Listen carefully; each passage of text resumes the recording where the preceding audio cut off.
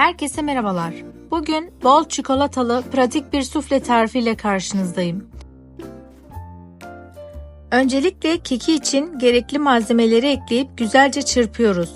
Harcımızdan bir miktar kablarımıza koyup arasına çikolata parçaları koyuyoruz. Sonrasında üzerine biraz daha harcımızdan ekleyip kablarımızı tenceremize yerleştirerek bir süre pişiriyoruz. Tam kıvamında suflelerimiz servise hazır. Detaylı tarife bağlantıdaki linkten ulaşabilirsiniz. Deneyecek olanlara şimdiden afiyet olsun.